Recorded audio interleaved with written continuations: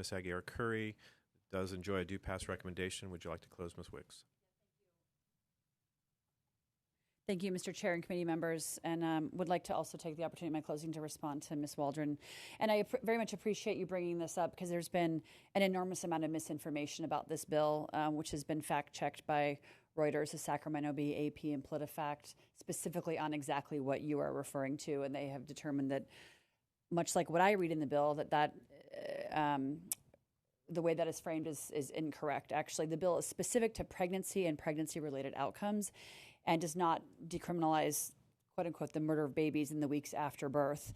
As it relates to the perinatal period mentioned in the bill language, the intent is to protect a pregnant person's who experiences the trauma of losing a baby after delivery as a result of the pregnancy-related issue.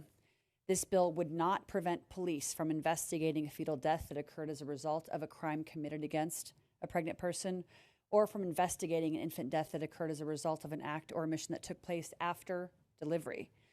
AB 2223 would not prevent authorities from being able to investigate the facts of a newborn child's death, including whether the child was born living and when and how the child died.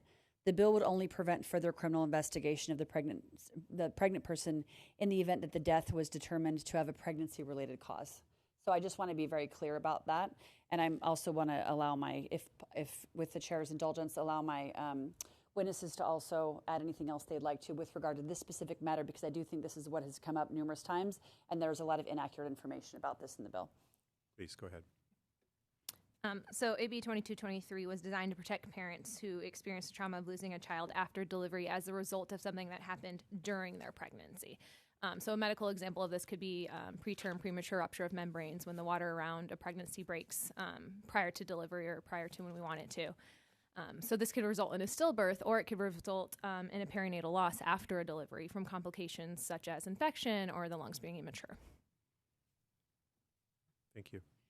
And with that, I appreciate the passion around this issue on both sides, and understand why people feel very the need to come here and engage in the conversation. And I admire that dialogue.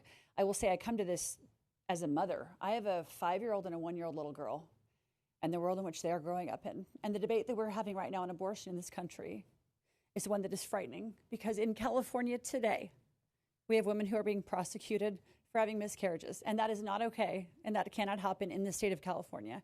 And that is why this bill is so important. And I'm someone who has done legislation to ensure that people have more doula care, and that women can qualify for IVF treatment so that they can actually plan a family when they want to plan this family. But on this issue, we have to stand strong and say that in California, you cannot be criminalized for having a stillbirth, for having a miscarriage, for having an abortion. And I'm someone who's had a miscarriage. I've spoken about it publicly. I've had an abortion. This is a deeply personal issue.